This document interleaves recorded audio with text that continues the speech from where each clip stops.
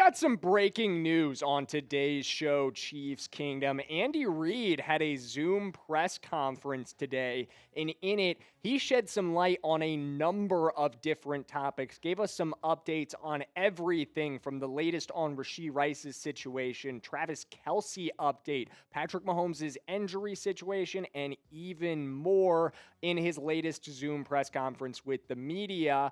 First, though, let's cover why did this even occur?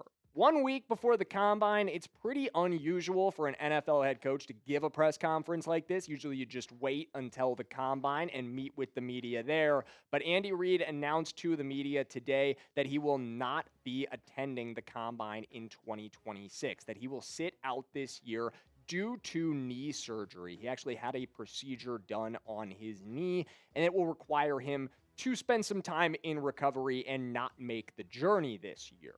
So that's interesting in and of itself, to be honest with you, Chiefs fans. I do find that to be fascinating. I think I've seen a lot of response from the kingdom on Twitter about, oh no, Andy Reid's not going to be there. And I think a lot of it stems back from this quote from Steve Spagnuolo in the season, which we actually talked about when this came up. He was doing one of his weekly press conferences, and he said, I can remember going to a number of these combines recently where I knew very little about the guys that we were sitting and talking to. Now you have a little bit of an idea.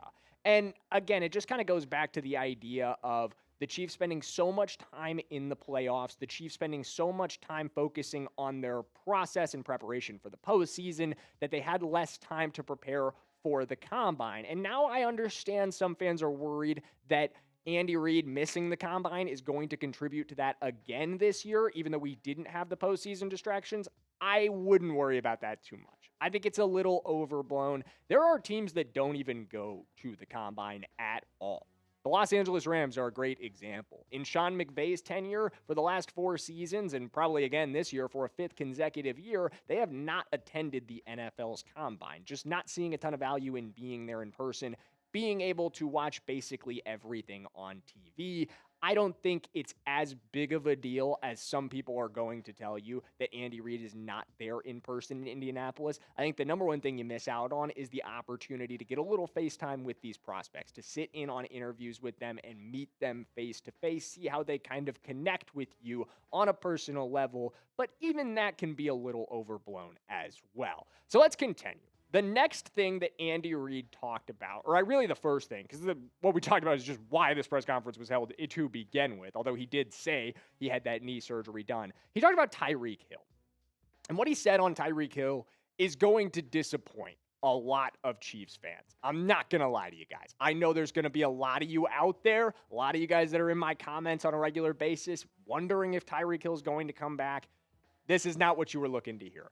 Andy said, I don't know if Tyreek is healthy right now to do anything. I'm sure he's working hard on that part of it to get that straightened out. And then when asked directly by Jesse Newell, is he potentially, are you talking with Tyreek Hill? Is there a chance of him returning this season? He said there's nothing happening there. And again, this makes sense. This tracks with what we've talked about on this channel when it comes to Tyreek Hill. When reports have come out, we've seen him in Kansas City this past week. Apparently, he's training again in Kansas City with his trainers. But all of those clips that you see on Twitter of him training, he's got a massive knee brace on, enormous knee brace. He's set for another surgery in just a couple weeks. He confirmed that himself on Twitch quite recently. This decision always had to come down to Tyreek Hill's health. Is he going to contribute in 2026, yes or no? And the answer to that question is the same answer to the question of whether or not the Chiefs can sign him. And increasingly, it seems like the answer to that question is no. But I get it. There's a need in the receiver depth chart. There absolutely is. You look at this room. Marquise Brown is exiting. Juju is an exit. Tyquan Thornton is an exit. He could bring some speed to this room. I get it, guys. I understand the desire to bring Tyreek Hill back. But what does it matter if he could bring speed to this offense? If he could bring potentially a great number one option to this offense, if he isn't healthy, if he can't play, if he cannot suit up None of that matters. None of that has a real impact. And according to David Chow, Pro Football Doc, it doesn't seem likely that he will. Tyreek Hill, this was posted the day that he was released by the Dolphins. He said Tyreek Hill was released by the Dolphins with another surgery still ahead. He's unlikely to return until late this season, and it's possible he won't be back until next year. This type of injury, given his style of play, falls into the career-threatening category. And I think until you have an update that tells you Tyreek Hill is tracking to play for significant time in 2026, then there's no real discussion to be had about signing him at the end of the day. Andy Reid's comments here are going to be the start and end of that as far as the Chiefs organization is concerned. I know there's interest in the fan base, but it doesn't make sense until he's healthy.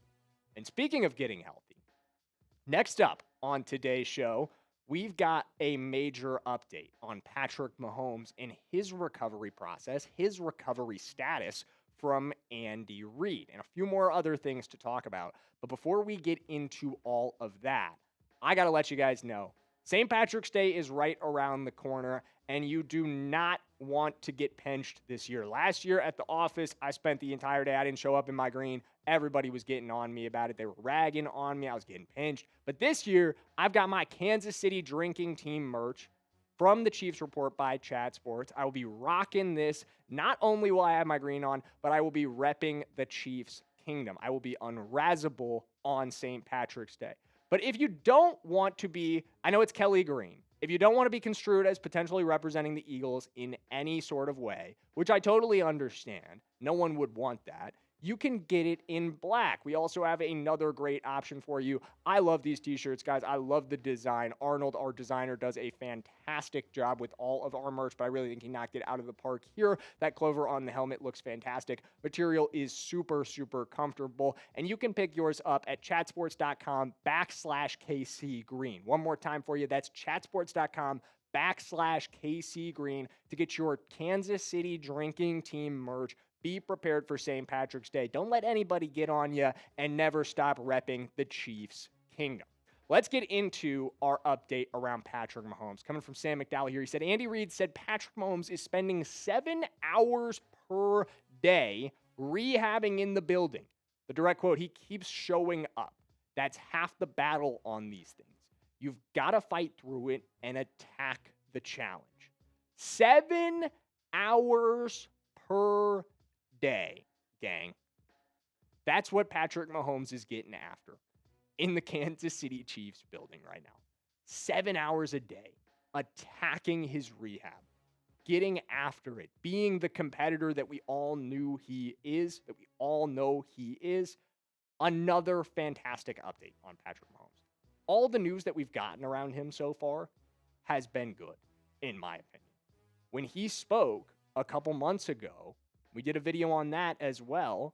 To us, it was positive updates. It was more of the same. He talked about the recovery time that he spent in Dallas initially, shortly after the injury. He talked about the process of physical therapy there, working with Dr. Dan Cooper, one of the best orthoscopic surgeons in the entire country. And orthoscopic, that's a $5 word there for you, but knee surgery there, obviously, what Patrick Mahomes was dealing with. So he was in the best possible hands, and now he's back with Julie Freimeyer in the Kansas City Chiefs training staff in Kansas City, working hard every single day. Every single day, spending almost 50 hours a week getting after his rehab. I don't see any way, and I've been consistent about this, from the time that Patrick Mahomes put that video out and spoke to us, it clicked with me. It clicked for me in that moment. He's going to be available week one. The way he's talking, the confidence that he has to even put it out there in the ether, I feel like there's a chance I'm going to be back in week one. I 100% believe him. I think Patrick Mahomes is going to be ready to go week one, and I'll keep saying that until we get an update that indicates otherwise.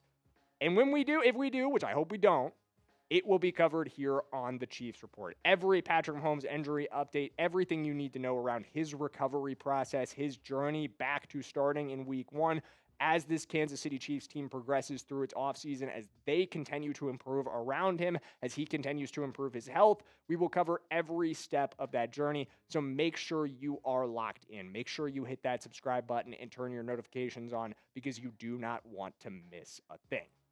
Let's move on. We've got two more major comments from Andy Reid that are absolutely worth discussing. And this one, unfortunately, guys, is not fun at all to talk about. Andy Reid on Rashee Rice facing a civil lawsuit in Texas from Dakota Jones, his ex-girlfriend, his ex-partner, who is alleging that he repeatedly assaulted her. He went no comment on this one. His first time that he's addressed the situation, he says he cannot comment on it for legal reasons. That makes sense. That's what you're typically going to hear. If you're not up to date on this situation, which again, that's another reason to subscribe to stay up to date because we have put out some shorts on this. This is our first time talking about it in a long form video, but this broke the other day that Rashee Rice is currently being sued by his ex-girlfriend, his ex-partner. She is alleging a 19-month pattern of domestic violence that Rashee committed against her, including a large portion of which she was pregnant. It's absolutely disturbing stuff. It is unbelievable stuff. It's something nobody ever wants to hear. And if it's true, again, these are allegations. Again, this is a civil court proceeding. Rashee Rice has to go. I don't think that should be a controversial statement to make at this point. That if this is true, that if what's being alleged here is proven to be credible and actually there's something there, then he's got to go. It's getting to be far too much. I think you could argue it already was. The street racing incident in March of 2024, where he left the scene of the accident, all of the proceedings that have happened around that resulted in him being suspended for 6 games this season, investigated for an assault just 2 months after that in May. Allegedly assaulted a photographer. Although no charges ultimately came from that, the photographer declined to press them. There was a serious investigation there. He made headlines on that one as well. And then just this month, he's being sued by his ex-partner for an extremely disturbing pattern of domestic violence. It's unacceptable. It's not someone that you want representing your organization at the end of the day. If these allegations are true, it is time to cut ties with Rashee Rice. I don't think that should be controversial. I don't think that should be a hot take. But let's move on to Travis Kelce. This is, I think, also notable. Kelce's comments, or the comments around Kelce, continue to be very positive here. At least if you're on team, bring him back for 2026, which I absolutely am in that corner. I have remained in that corner for a long time. I'm a consistent guy, and I'm not going to deny Travis Kelce had rough moments in 2025. Were there moments where I was like, Kelce, you got to catch that ball. That would have been absolutely enormous. Too many drops. He had 7 this season. But I would absolutely have him back in a heartbeat. He made the Pro Bowl this year, and it was not just a nod for his long, incredible career. 851 yards. That was 3rd among all NFL tight ends. 76 receptions, 5 touchdowns. He is still a productive piece, and we should be happy to have him back for another season, in my opinion. Every NFL team, I think, would love to add Travis Kelce, at least contenders who would make sense. You know what? We need to add a piece that could be productive at tight end. I think every single one of them would be happy to sign him on. And it seems like Kelce might be happy to come back. This was the quote that pointed to me. Prior to this moment, I was very much 50-50 on Travis Kelce, especially when he started talking about on New Heights, the Chiefs started using those types of that language, you know what I mean? But then Eric Bieniemy gets hired, and we get this quote. I can't wait to see him back in the building, man. He's one of my favorite coaches of all time, one of my favorite people of all time. I've had so many unbelievable growing moments under him as a player and as a person. It's gonna be awesome to see him back in the building. He continued. The perennial Pro Bowler who had and then Ian Rappaport, he said the perennial Pro Bowler who had a resurgent 2025 to reassert his place among the game's best, despite being 36 years old, has not made a firm decision about his future. This was a separate report, so it was a little confusing the way we transitioned there. But he continued, however, he has been in touch with his team about a potential return, and Kansas City wants him back. Sources say the plan is to reconvene after the Super Bowl to finalize a plan that works for both parties. There's language in both of those quotes that I really want to narrow in on, to be completely honest with you. In the building, I'm excited to see him in the building. Speaking about Eric Bieniemy, why would you be in the building if you're not playing in 2026? Just visiting that frequently? He's super excited about visiting the Kansas City Chiefs at practice to see his old buddy EB? I don't think so, guys.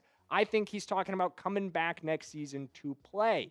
And Ian Rappaport's comments, which finish with a deal that works for both, or an agreement that works for both parties. Again, I've hit on this before, but what needs to work for both parties about Travis Kelce retiring?